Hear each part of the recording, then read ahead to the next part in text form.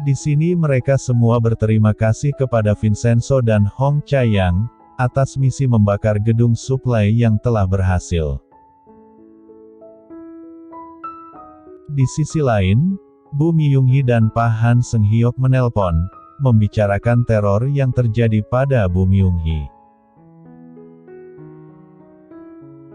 Sedangkan Direktur Yang Han Seo memberitahu, jika semua ini, pasti ulah orang yang sama. Saat meneror suntikan di apartemennya, Direktur Yang Han Seo berteriak, jika dirinya akan mengambil kesempatan untuk balas dendam. Tiba-tiba Junwo memperingati Direktur Yang Han Seo, untuk tidak berteriak padanya karena, Direktur Yang Han Seo hanyalah boneka Junwo. Direktur Yang Han Seo merasa jika ia harus segera memutus hubungan dengan Junwo, karena ia tidak ikut hancur jika semua terjadi. Di sisi lain, Vincenzo dan Hong Cha-yang membicarakan apa yang sudah mereka lakukan, karena mereka berhasil, sudah membakar gedung suplai, mereka merubah cara untuk menyerang Babel. Hong Cha-yang memberitahu, jika ada anak perusahaan yang mudah diincar oleh mereka yang tidak stabil. Anak perusahaan itu adalah alkemis farmasi Babel. Vincenzo dan Hong Cha-yang pun berencana untuk menyerang perusahaan tersebut. Di sisi lain, seorang teman Bisku datang ke kuil untuk makan bersama, namun tiba-tiba ia mimisan, sehingga Bisku merasa khawatir dengan keadaan temannya. Ia sangat pekerja keras dan temannya ini bekerja di farmasi Babel. Direktur Yang Han Seo yang sedang gym, tiba-tiba Vincenzo menghampirinya, dan berpura-pura sebagai fansnya Direktur Yang Han Seo. Lalu Vincenzo mulai membicarakan berita kebakaran, dan beranggapan jika mungkin saja ada yang sengaja membakarnya. Namun, Direktur Yang Han Seo membantah rumor tersebut, dengan alasan ada kesalahan teknis. Vincenzo terus memancing tentang saham yang ada di anak perusahaan Babel, tetapi, Direktur Yang Han Seo tidak mengetahuinya. Vincenzo yang banyak bicara membuat Direktur Yang Han Seo merasa kesal dengan keberadaan Vincenzo, sehingga ia menyuruh Vincenzo pergi, akan tetapi Direktur Yang Han Seo bertambah kesal, karena Vincenzo mengatakan jika ia memiliki saham di farmasi Babel, dan ingin menjualnya, karena sepertinya tidak akan berguna. Sedangkan Junwo yang sedang berolahraga melihat berita kebakaran gedung suplai miliknya, lalu ia menelpon Hong Cha-yang, untuk memastikan apakah Hong Cha-yang di balik semua ini, dengan alasan menanyakan kabar. Sedangkan Hong Cha-yang mengatakan jika ia sudah melihat berita kebakaran tersebut, dan menyumpahi Babel, jika itu adalah karma bagi Babel. Mendengar hal itu, Junwo sudah tahu jika semua ini balasan dari Hong Cha-yang. Dan ia tidak akan membiarkannya kali ini. Lalu Hong Cha-yang bertemu dengan Vincenzo. Vincenzo memberitahu, jika ia mengira Direktur Yang Han Seo bukanlah bos yang asli, karena saat Vincenzo berbicara tentang perusahaan farmasi Babel, sangat terlihat jika Direktur Yang Han Seo tidak mengetahuinya. Mereka berdua pun berencana untuk menghancurkan Yang Han Seo, untuk mengetahui siapa bos Babel sebenarnya. Di sisi lain, Bu Myung-hee sangat tidak menyangka tentang berita kebakaran yang terjadi, lalu ia dan Pak Han Seung-hyuk pun mulai mencari tahu Vincenzo yang bekerja sama dengan Hong Cha-yang. Karena catatan kriminalnya bersih, sehingga membuat mereka sangat curiga atas kedatangan Vincenzo dari Italia, lalu Bu Myung-hee langsung ingin menemuinya. Lalu Bu Myung-hee datang ke kantor Jipuragi, untuk menemui Vincenzo. Dan ia juga memastikan apakah ia diteror olehnya. Pak Nam Jo-sung yang sedang berada di kantor Jipuragi, ia berpura-pura menjadi Vincenzo Kasano, namun Bu Myung-hee tidak dapat tertipu oleh Pak Nam Jo-sung. Saat Bu Myung-hee hendak pergi dari kantor Jipuragi, tiba-tiba ia melihat Hong Cha-hyang datang dengan laki-laki, dan ia langsung sadar, jika itu adalah Vincenzo Kasano. Hong Cha-hyang dan Vincenzo terkejut melihat Bu Myung-hee ada di depan kantor mereka. Lalu Hong Cha-hyang berbisik pada Vincenzo, apakah Vincenzo meneror Bu Myung-hee menggunakan suara aslinya, karena Vincenzo menggunakan suara aslinya sehingga Hong Cha-hyang menyuruh Vincenzo untuk diam dan berpura-pura sakit tenggorokan. Lalu Hong Cha-hyang bertanya alasan Bu Myung-hee datang. Bu Myung-hee beralasan untuk memberikan selamat atas kantor barunya Hong Cha-hyang, dan ia juga membawakan tanaman hias untuk Hong Cha-hyang. Bu Myung-hee yang tidak bisa mendengarkan suara Vincenzo untuk memastikan suara telepon yang telah menerornya dulu, sehingga ia memutuskan untuk pulang. Ketika Bu Myung-hee hendak keluar kantor, Vincenzo dengan sengaja menumpahkan kopinya sehingga membuat Bu Myung-hee tidak menyangka dengan sifat yang ceroboh itu menjadi dalang teror.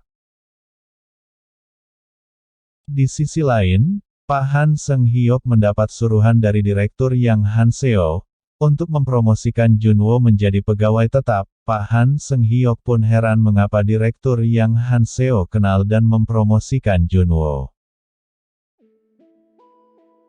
Sedangkan Hong Cha-hyang, Vincenzo dan Pak Nam Jo Sung mulai rapat untuk merencanakan ide mereka.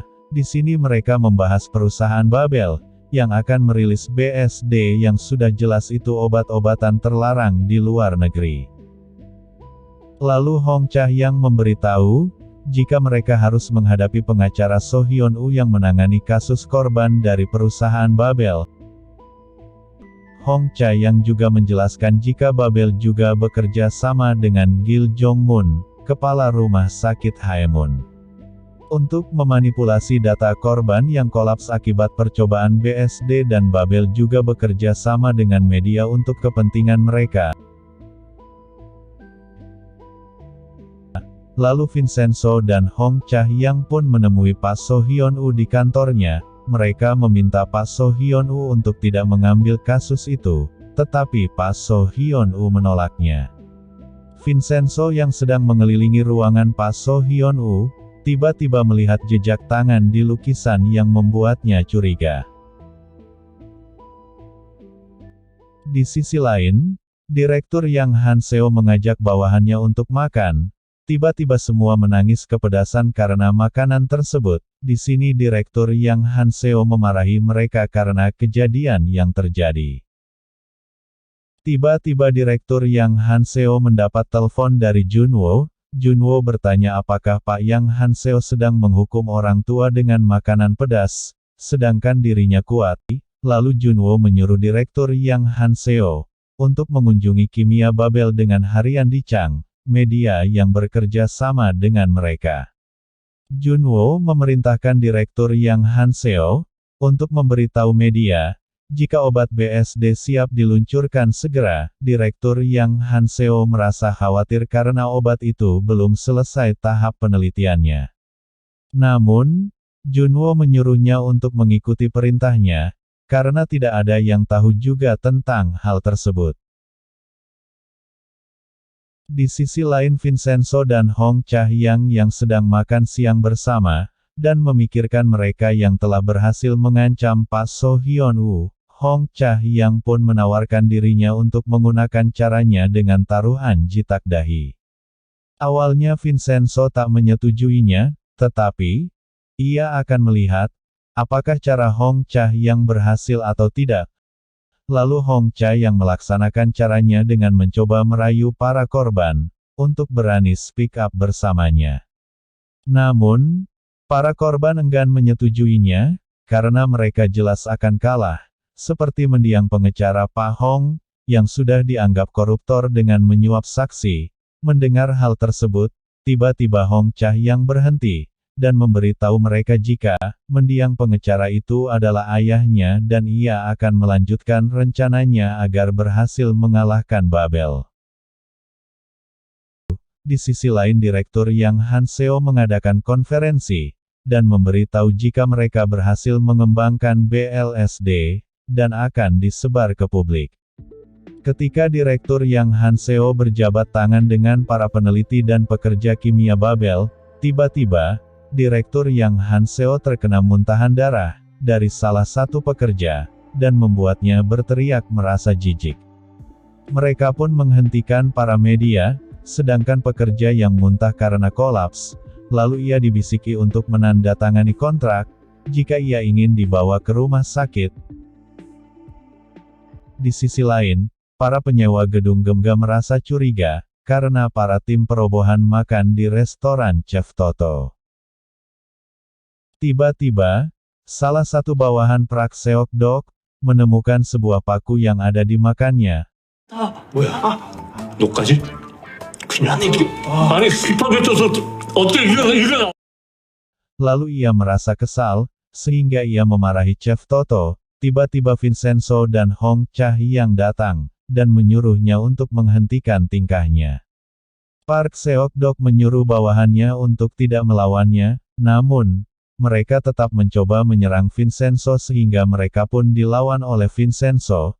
Semua bawahan Park Seok-dok terluka akibat serangan Vincenzo, sehingga mereka pergi meninggalkan restoran, begitu pula Vincenzo dan Hong Cha-hyang, yang membuat semua orang di sana kagum melihat Vincenzo.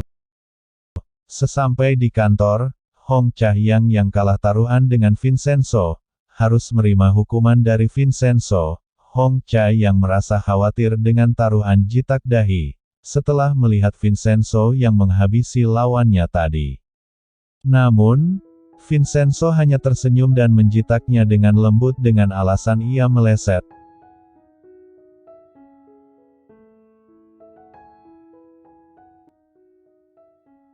Tiba-tiba Junwo datang mengagetkan Hong Cha-hyang. Ia memberitahu berita bahagia jika ia berhasil menjadi pegawai tetap. Junwo pun berencana untuk makan ramen pedas bersama. Vincenzo yang awalnya menolak, langsung ikut setuju, karena Junwo yang meledeknya kalau Vincenzo tidak kuat makan pedas, lalu mereka pun makan ramen pedas bersama. 먹을까? 나 괜찮은. Di sisi lain, biksu mendatangi rumah sakit, karena temannya ini masuk rumah sakit, dan ia tidak memiliki wali atau keluarga. Ternyata temannya ini terkena diagnosis sesuai rencana Babel, karena bekerja sama untuk menutupi apa yang sebenarnya terjadi. Hong Cha-hyang yang hendak pulang, tiba-tiba mendapat telepon dari biksu, dan memberitahukan apa yang terjadi. Mendengar hal itu, Hong Cha-hyang menyuruh Junwo pulang terlebih dahulu, lalu Hong Cha-hyang dan Vincenzo bergegas menemui biksu. Hong Cha-hyang dan Vincenzo yang sudah sampai gedung Gemga, mereka berkumpul dan Hong Cha-hyang memberitahu kalau ini adalah rekayasa yang dilakukan oleh pihak Babel kepada para korban, lalu semua penyewa setuju untuk membantu temannya biksu yang sudah seperti keluarga sendiri.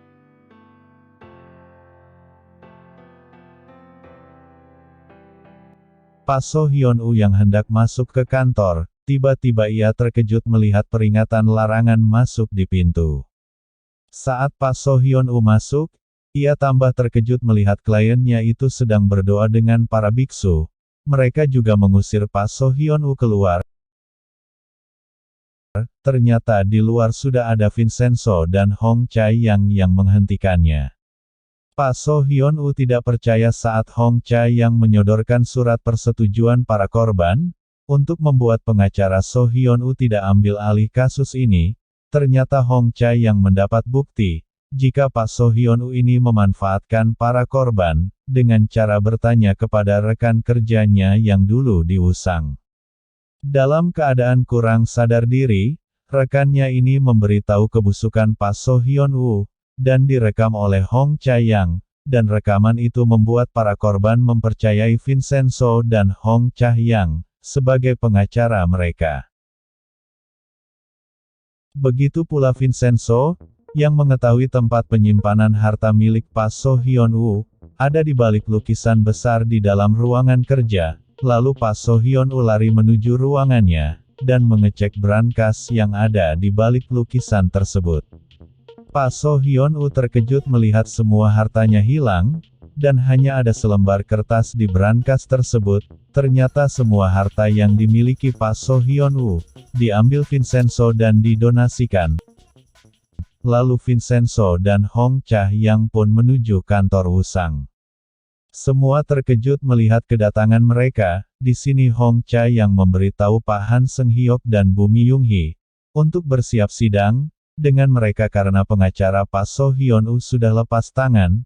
Tiba-tiba, Vincenzo lupa dengan pura-pura sakit tenggorokan, sehingga Bu Mi-young-hee langsung sadar jika yang meneror adalah dirinya. Karena hal tersebut, Vincenzo pun justru mengatakan ancaman, seperti yang ia ucapkan saat meneror Bu Mi-young-hee. Lalu Junwo memberhentikan mereka, dan bertanya alasan mereka datang. Lalu Hong Cha-hyang memberitahu kalau ia akan melawan Babel Group di persidangan. Setelah itu, Vincenzo dan Hong Cha-hyang memikirkan bagaimana ia bisa mengalahkannya dalam beberapa hari ini, dan tidak memiliki apapun untuk bisa mengalahkannya. Lalu Vincenzo mengatakan sebaiknya persidangan tidak diundur. Dengan rencana, mereka tidak perlu menang atau kalah, karena mereka membuat persidangan ini tidak ada yang menang. Keesokan harinya, Hong Cha-hyang bertanya, apa yang Vincenzo lakukan setelah kasus ini selesai. Lalu Vincenzo mengatakan jika ia tidak begitu menyukai Korea. Hong Cha-hyang bertanya apakah ia tidak ingin melihat Babel Group runtuh. Vincenzo memberitahu, jika semua yang dilakukan karena hanya membalas Babel yang berani mengusiknya. Di sisi lain perwakilan firma Woo-sang sudah sampai di pengadilan dan disambut oleh reporter. Tak lama kemudian semua reporter tertuju dengan mobil sport yang menuju ke arah mereka. Lalu Hong Cha-hyang pun turun dari mobil, dan disambut dengan pertanyaan-pertanyaan oleh reporter. Hong Cha-hyang pun memperkenalkan dirinya sebagai pengacara yang ada di pihak korban. Hong Cha-hyang juga memberitahu, jika laki-laki yang di sampingnya ini adalah penasehat pengacara. Tiba-tiba semua reporter tertuju dengan para pendukung korban yang berdemo. Hong Cha-hyang dan Vincenzo pun masuk ke pengadilan dengan percaya diri dan melihat ke arah Bu Mi-young-hee seakan-akan meledeknya. Dan film pun selesai.